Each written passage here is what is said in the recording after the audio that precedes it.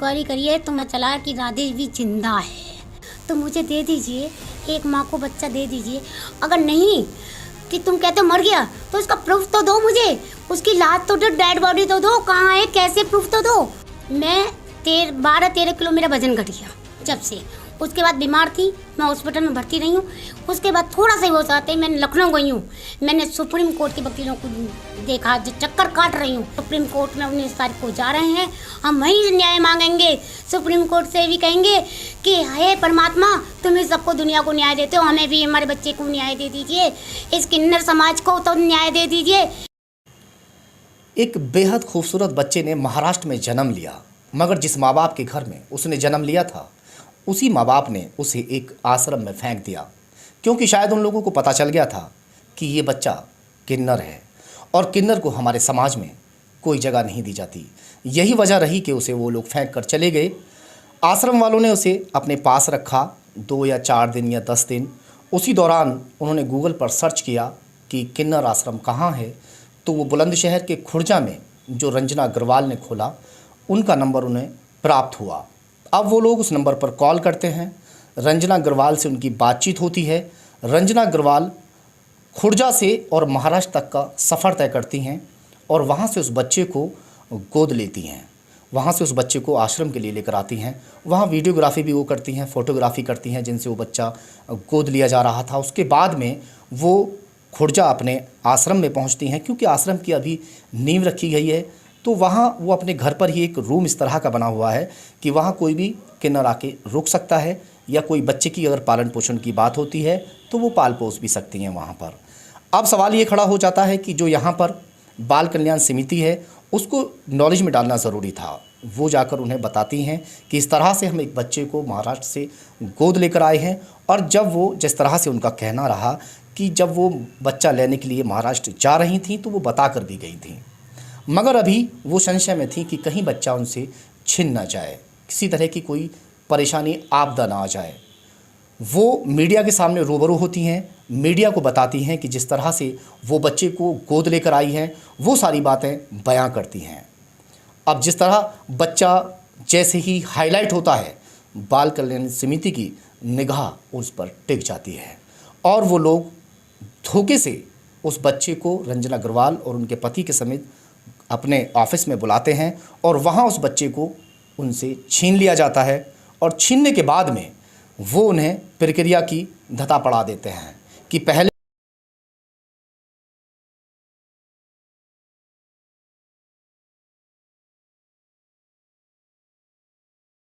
मथुरा भेज दिया जाता है। और वो बच्चा जिस तरह वो भागदौड़ भी करती हैं, डीएम सर के पास जाती हैं, एसएसपी से जाके गुहार लगाती हैं, और भी जहां नेतागढ़ थे उनसे जाकर रोती हैं कि मुझे बच्चा किसी तरह से वापस दिला दीजिए। मगर बाल कल्याण समिति के कान पर जो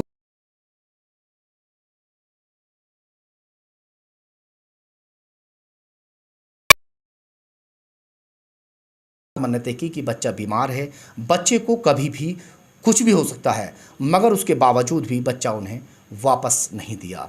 लास्ट में उन्हें बताया गया कि बच्चा ख़त्म हो गया। रंजना अग्रवाल ने काफ़ी मन्नतें की कि बच्चे की बॉडी ही उसको दे दी जाए, जिस बॉडी का वो अंतिम संस्कार करा सकें, मगर वो बच्चे की बॉडी ना उन्होंने दी, ना बच्चे को लास्ट तक भी उन्होंने दिखाया। इसी कड़ी में आज पंजाब से हमारे पास यहाँ पर मौजूद हैं, आई हैं जानकारी लेने के लिए कि उस बच्चे का क्या हुआ। हमारे ऑफिस पर आके जानकारी लेने के लिए आई हैं। मैम, आपका स्वागत है, और सबसे पहले आपका नाम पूछना चाहूँगा। मेरा नाम यशिका है और मैं चंडीगढ़ पंजाब से आई हूँ, बुलंदशहर। और मेरा मुद्दा यही है कि वो बच्चा कहाँ पे है, क्योंकि वो बच्चा वो हमारे समाज का बच्चा था, वो हमसे बिलोंग करता था। हम मतलब हम भी बच्चे थे उस एक समय पे। तो ऐसे बच्चा वो ऐसे सरकार मतलब ऐसे चाइल्ड वेलफेयर कमेटी उनको गायब कर देगी तो हम कहाँ जाएंगे। ये पहल जो पूरे इंडिया में किसी इंसान ने नहीं सोचा, जो रंजना जी ने सोचा। एक बच्चे को, एक आम इंसान को तो एक आम इंसान के बच्चे को तो हर कोई पाल लेता है, चाहे वो लड़का। जैसे आप पंजाब से और यहाँ तक का सफ़र तय किया है, कोई और भी काम रहा या सिर्फ बच्चे के लिए यहाँ पर? मैं वो वीडियो देख के मैं बिल्कुल विचलित होगी। वो तो नन्हा सा बच्चा है, वो क्या बोलेगा, वो क्या किसको अपनी बात रखेगा, किसके सामने? वो तो सरकार के सामने भी नहीं बोल सकता कि मुझे ये चीज़ चाहिए है। वो तो मासूम सा बच्चा है। तो वो बच्चा कहाँ है? असल मुद्दा यही है मेरा, डीएम साहब से, उत्तर प्रदेश सरकार से मेरा यही मुद्दा है कि वो बच्चा कहाँ है। क्योंकि जैसे वो, अगर वो बच्चा वो ज़िंदा है तो वो हमें हमारी कम्युनिटी को मिलना चाहिए। अगर वो आपके हिसाब से वो मर गया तो वो उसकी डेड बॉडी कहाँ है? खाली किन्नर समाज में ही नहीं, देश के कोने कोने में जिसने भी ये इस खबर को देखा, उस बच्चे के ख़त्म होने की खबर सुनी, उनका दिल दहल गया। क्योंकि बच्चे को जिस तरह मांगने की रंजना अग्रवाल ने कोशिश की थी, भरसक प्रयास किए थे, हम लोगों ने भी जाकर वहाँ पर कवरेज करके दिखाया था, मगर उसके बावजूद भी उन लोगों के कान पर जूं नहीं रेंगी और वो बच्चा आखिर में ख़त्म हो गया। मगर इस बात का भी कोई किसी तरह का सबूत उन लोगों ने पेश नहीं किया है कि बच्चा ख़त्म हो चुका है। सिर्फ उन्होंने ऑरली ये कह दिया कि बच्चा ख़त्म हो गया। इसी सवाल के जवाब के लिए ये यशिका मैम यहाँ पर आई हैं पंजाब से कि आखिर बच्चा गया कहाँ। अगर बच्चा ख़त्म हुआ है तो उसकी बॉडी किस तरह से उन लोगों ने जो है बॉडी का क्या किया, क्या मतलब? हाँ, बताइए। मैं ये बोलना चाहूँगी कि वो बच्चे की बॉडी कहाँ है। अगर बच्चे की बॉडी हमें मिलनी चाहिए, रंजना जी को मिलनी चाहिए, हमारे समाज को मिलनी चाहिए, क्योंकि बच्चा तो हमसे बिलोंग करता है ना। तो वो किन्नर समाज, हमारा पूरा किन्नर समाज ये जानना चाहता है कि वो बच्चा कहाँ है। सिर्फ मैं नहीं जानना चाहती, पूरे देश के हर आम नागरिक जानना चाहते हैं वो बच्चा कहाँ है। और ऐसे हर बच्चे जो किन्नर समाज के पैदा होते हैं, मैं एक बात और बोलना चाहूँगी कि जो ऐसे बच्चे वो कहाँ जाते हैं, उनका कौन सा डेटा है। मैं तो आपसे ऐसे बच्चों का पूरा खाका होता है वो उसकी मांग करना चाहती हूँ कि ऐसे बच्चों का डेटा कहाँ पे है। आप इस समाज में जैसे आप पहुँचे तो किस तरह से आप पहुँचे? जन्म से आप ऐसे थे या फिर आपको वहाँ भेजा गया? किस तरह, किस उम्र में आप थे? थोड़ा अपने बारे में बताइए। मेरे साथ ये हुआ कि मैं गलत शरीर में पैदा हुई थी। मेरी फीलिंग लड़कियों वाली थी। मुझे लड़कियों की तरह रहना अच्छा लगता था। तो ये सब हरकतें देख के तो मेरे घर वालों ने मुझे एक्सेप्ट नहीं किया, निकाल दिया। तो बच्चा कहाँ जाएगा? अब मेरे पास कोई सोशल सपोर्ट। कितनी उम्र रही होगी आपकी उस दौरान? 13-14 साल। 13-14 साल आपकी उम्र रही। तो फिर आपके घर वालों ने क्या किया? मुझे निकाल दिया कि मतलब समाज को हम क्या बताएंगे। समाज में हम समाज को क्या बताएंगे कि हमारा बच्चा किन्नर है। हमारे तो मुँह नीची हो गई ना, ऐसे बोलते हैं। तो उन्होंने निकाल दिया तो मैं कहाँ जाती? मेरे पास कोई सोशल सपोर्ट नहीं था। रंजना अग्रवाल भी हमारे साथ में हैं, उनसे भी बातचीत कर लेते हैं। हाँ मैडम, ये बताइए कि जैसे पंजाब से ये आए हैं, इस तरह से किन्नर समाज से कितने लोग आपको सपोर्ट कर रहे हैं? मेरे पूरे भारत के देश के किन्नरों का बार बार फ़ोन आ रहा है, रंजना जी क्या हुआ, कहाँ है बच्चा। बहुत गुस्से में है किन्नर समाज, और बलिया से इधर उधर से आने वाले हैं, पर मैंने रोकी पड़ी हूँ। बहन जी पहले मैं ही कर लेती हूँ, पहले पूछ लेती हूँ कहाँ है बच्चा, कहाँ क्या नहीं। प्रक्रिया चल रही है अब आपकी? मेरी प्रक्रिया ये हो रही है, मैं लखनऊ गई हूँ उसी बीच में। लखनऊ में अधिकारी मंत्रियों से मिला, परंतु कुछ नहीं हुआ। अच्छा रंजना, एक बात मैं आपसे पूछना चाहूँगा। वो अच्छा ही बात है कि आप महाराष्ट्र गए, वहाँ से बच्चा लेकर आए। हमने पूरी कवरेज भी दिखाई थी शुरू से लेकर लास्ट तक भी। बच्चे को आपको लालन पालन करने के लिए समय मिला था। कितने समय तक बच्चा आपके साथ रहा था? मेरे पास 10-15 दिन बच्चा रहा था। 15 दिन तक? हाँ 10-15। एक माँ ने जिसने जन्म दिया वो तो उसे फेंक कर भाग गई वहाँ, है ना? आप उसको लेकर आए थे वहाँ से बच्चे को। आपको वो ऐसा कौन सा लालच है जिसकी वजह से आप बार बार इसके पीछे मतलब इस तरह? मेरा लालच है मानवता। मानवता सबसे बड़ी होती है, क्योंकि इनके लिए युग युग में किसी ने भी बच्चे को, किन्नर बच्चा जब देखते हैं कि हमारे किन्नर पैदा हुआ है, तो बच्चों को फेंक देते हैं इधर उधर। कि इसीलिए मैंने एक मानवता के अनुसार मैंने ये पहल की कि जिस चीज़ बच्चे को मैं ले लेती हूँ तो इसे पालूंगी, तो हर माता बहनें एक मिसाल दे सकती हैं कि रंजना का तो पैदा भी नहीं हुआ था, उसने बच्चा पाल लिया किन्नर बच्चा, तो हमारा तो पैदा हुआ, हम क्यों फेंकें इसको। एक भारत में शुरुआत करना चाहती थी मैं इस पहल को, क्योंकि भारत में मैंने देखा 5 साल रिसर्च करा, इनका तो दर्द भी बहुत बुरा है, भयानक दर्द, मेरे पास मैं ब्यूटिशियन सिखाती हूँ, समाज सेवा शुरू से ही करती हूँ। मेरे पास किन्नर समाज के बच्चे आए। हमारे यहाँ एक रूल है, आधार कार्ड दीजिए और सीखते रहो। मैंने कहा बेटा आधार कार्ड जमा, बोले नहीं हमारे पास नहीं। मैंने क्यों? बोले हमारे तो आधार कार्ड भी वो नहीं है, हमारे माता पिता नहीं है, हमें पता नहीं है कौन है। मैं बोली ठीक है। जब पता चली कि बूढ़े किन्नर भी ज़्यादा नहीं होते, मैं बोली भाई कहाँ जाते हैं, क्या होता है? उन्होंने कहा दीदी आपका तो पति भी होता है, बेटा भी होता है, समाज भी होता है, वृद्ध आश्रम भी खुले हुए हैं, वहाँ तो बुढ़ापा काट लोगे। बोले ना तो हमारे वृद्ध आश्रम और ना ही हमारा पति, ना बेटा, ना कोई समाज, हम कहाँ जाएंगे बुढ़ापे में। मैं बोली फिर क्या होता है? बोले जीते जी तो मर गए और मरने के बाद और ख़राब है हमारी स्थिति। मैं बोली वो क्यों? बोले हमारे लिए तो शमशान घाट भी नहीं है। इस दर्द को देखते हुए मैंने ये अपने गहने बेचकर आश्रम की नींव रखी थी। क्यों? क्योंकि भैया दर्द होता है, पीड़ा होती है, क्योंकि हम भी इंसान हैं। इंसानियत के नाते मैंने उस बच्चे को लिया और इसी को आज अगर ये बच्चा लेके इन्होंने मार दिया तो फिर कोई भी माता बहनें, कोई भी इस समाज में कोई भी बच्चा नहीं लेगा। इसीलिए मैं इस बच्चे को न्याय दिलवाना चाहती हूँ। जो माँ बुलंदशहर से लेके महाराष्ट्र तक लेने जा सकती है जान बचाने, क्या उस वो माँ आज वो सुप्रीम कोर्ट तक नहीं जा सकती लड़ने के लिए? चलिए लड़ाई तो आपकी चल रही है, अभी चलती भी रहेगी। यही मगर मुझे थोड़ा ये बताइए, जब आप महाराष्ट्र गए थे तो ये आपकी बहुत बड़ी गलती मैं मान के चलूँगा कि आप वहाँ से डॉक्यूमेंट पूरे करके नहीं लेकर आए। मैं लेके आई हूँ, मैंने झूठ नहीं बुलाते। 23 तारीख को यहाँ आई हूँ, 23 तारीख को सबको दिखाया। आपने भी कवरेज करी। मैंने उसमें सीधा कहा मैं कभी छल वाली नहीं हूँ लेडीज, मैंने कभी बच्चा नहीं लिया। डॉक्यूमेंट थे वो तो मना कर रहे थे, डॉक्यूमेंट पूरे नहीं है। मैं दिखाऊँ बताऊंगी। मैंने आपसे भी कहा था 100 रुपये के स्टाम्प पर लिख के लाई हूँ। स्टाम्प पर लाए थे वो। हाँ। आपसे हमने भी कहा, आपने हमसे कहा और जी। उनसे भी कहा था बाल जी, कल्याण जी। समिति वालों से। अब देखो मैं मगर आपको वो मान नहीं रहे थे ना उस चीज को। वो नहीं मान रहे थे। अब एक बात कीजिए, बताइए आप, वीडियोग्राफरी थी, पूरा देना का, पूरा महाराष्ट्र का अपना पता बता रहे हैं, उन्होंने तो वो भी नहीं मानी। अगर हम करें हम नहीं मानते वीडियो, अरे वीडियो नहीं मानते, चोरी खुल जाती है वीडियो से। तो वीडियो से तो रेप खुल जाते हैं। जब वो रेप वगैरह मान लिए जाते हैं सुप्रीम कोर्ट में, हाई कोर्ट में, तो वो वीडियो क्यों नहीं मानी गई? इन्होंने मेरे साथ चल किया, मेरे किशोर से बात के लिए चल किया। इन्होंने मानवता की तार तार कर, जिंदगी तार तार उस बच्चे का जीने का अधिकार छीन लिया। और कही थी, मैंने कहा था आप भी थे कि मैं लिखवा कर ले आऊँगी कि मैं महाराष्ट्र जा रही हूँ। फिर बच्चे को छीनने के बाद मैं महाराष्ट्र से क्या नहीं लेके आई, मैं लेके आई हूँ लिखवा के। अच्छा, फिर आप दोबारा महाराष्ट्र मैं महाराष्ट्र गई हूँ, लिखवा के लाई हूँ। ये बताइए, देखिए SSP पर TM पे गुहार लगाई है और मैंने मुख्यमंत्री, प्रधानमंत्री सब पे गुहार लगाई है। भैया क्या करते हो इनके बारे में? इन्होंने तो छल किया मेरे साथ। ये देखिए सब पर कह कह के मर गई मैं, सबके लिए लगा रही हूँ मैं। क्या न्याय नहीं है देश में? अब आप वहाँ से क्या डॉक्यूमेंट पूरे करके लाई हैं? उस बच्चे उसमें डॉक्यूमेंट्स में जनता ने भी लिख के दिया है कि हाँ जनता थी, हाँ कि ये बच्चा हमारे सामने दिया गया इसको, और वीडियो सबूत है भैया। कोई सबूत लेने वाले इन्होंने तो 400 भी सीखे। ये कौन सी ऐसी डॉक्यूमेंट्री पूरी करवाना चाहते थे जो आप पूरी नहीं करवा पाए थे? वहाँ से ये वहाँ से एक आश्रम ने दूसरे आश्रम को दे दिया, ठीक है, वो लिखित में आपने स्टाम्प पेपर पे लिखवा लिया, वहाँ की जनता ने लिख के आपको दे दिया, वीडियोग्राफी आपने की, यही तो आप कह रहे हैं।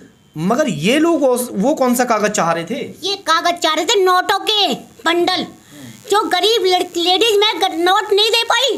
ये सत्य है। मैंने उस टाइम भी बच्चा मर गया, कह रहे थे, जब भी मैंने कही थी कि मैं योगी जी के सामने खोलना चाहती हूँ ये बात। और नोटबंदी अभी की बात है, एक भूड़ चौराहे पे एक बच्चा मिला है, आपको मैं सबूत भी दूंगी सब। गीता पब्लिक स्कूल है, उनके वहाँ गोबर में मिला वो बच्चा लिया, बाल समिति ने आई 10-15 दिन इलाज करवा लिया, और उस पर तो कुछ भी ना तो कारा सारा का इल्ज़ाम लगाया ना कुछ करा, वो बच्चा उन्हें लौटा दिया।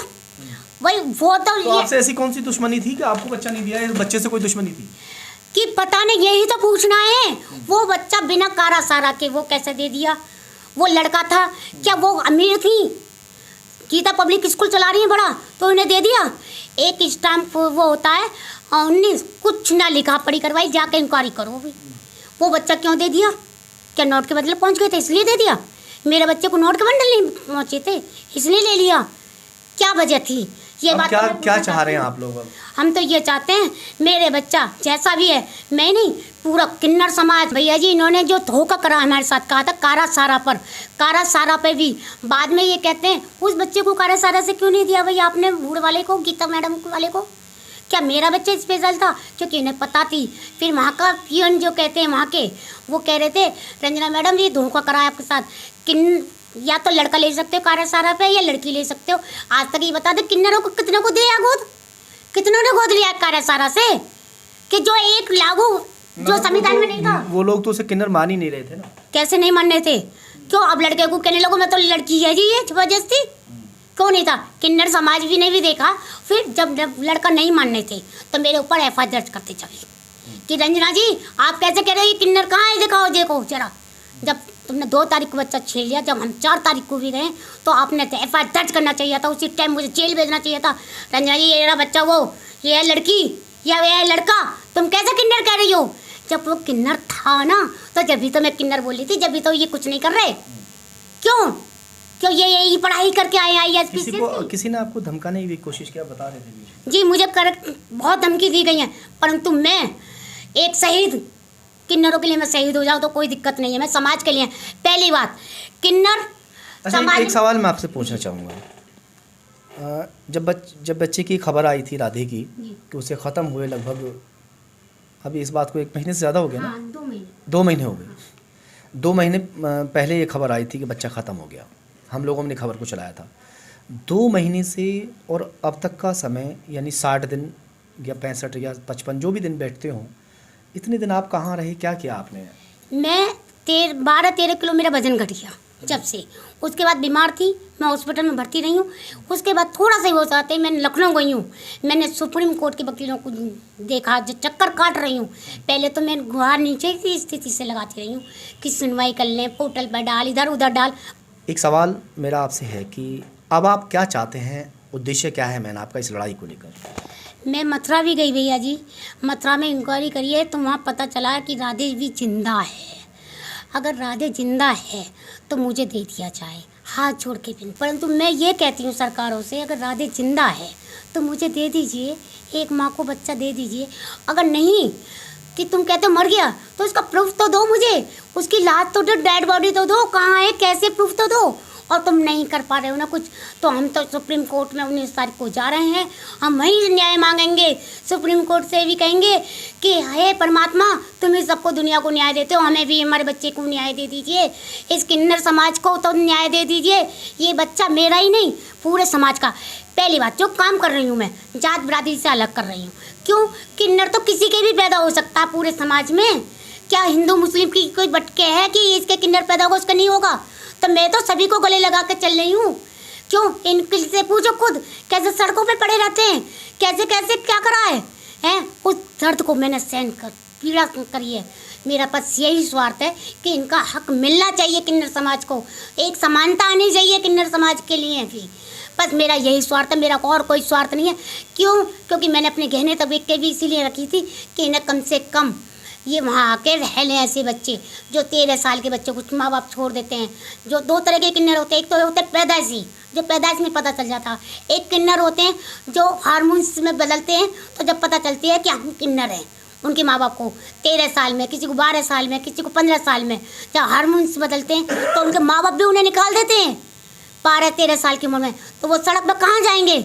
मैं तो उनसे भी कहूँगी समाज के लिए कि भाई उन बच्चों को निकाले ना बाहर, उन्हें आप एक आश्रम बनना है। पंजाब से ये आपके पास आई हैं चलकर, और भी लोग आपके पास आने की बात कह रहे हैं, क्या कहेंगे कि बच्चे को सुनकर जिस तरह बच्चे के लिए पता लगा कि बच्चा ख़त्म हो गया है, मगर आपके ज़रिए से शायद इनको ये पता लग रहा है कि बच्चा ज़िंदा है, किसी ने आपसे कहा है, तो विश्वास क्या है आपका कि बच्चा ज़िंदा है? हाँ जी, मुझे तो लगता है मेरा बच्चा जिंदा, क्योंकि स्वस्थ बच्चा था, कि इतना बढ़िया बच्चा था कि मोटा ताज़ा बच्चा एक ऐसे कैसे मर सकता है? अगर इन्होंने कहीं दूध की नली में मर गया, दूध की नली से तो ऐसे तो सभी की माँओं से बच्चे मर जाएंगे, कभी दूध की नली में ऐसे नहीं मरता।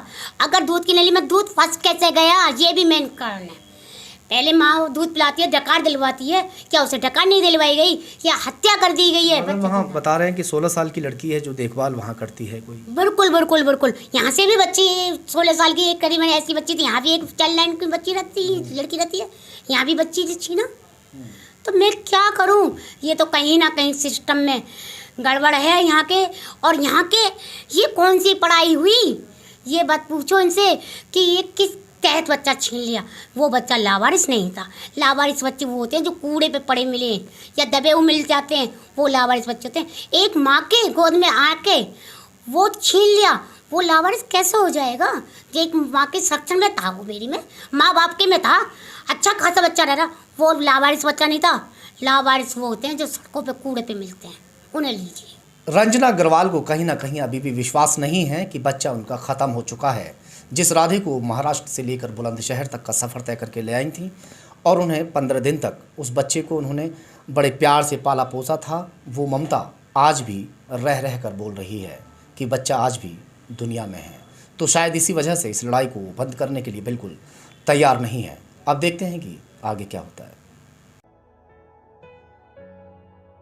Matrichhaya mother and child care centre. हमारे यहाँ 24 घंटे इमरजेंसी, नॉर्मल डिलीवरी और हाई रिस्क डिलीवरी की सुविधा, नवजात शिशु के लिए आईसीयू की सुविधा, बच्चेदानी के कैंसर की जांच एवं बच्चों के सभी प्रकार के रोगों का इलाज किया जाता है। हमारा पता है डीएम कॉलोनी रोड, निकट वोडाफोन स्टोर, बुलंदशहर।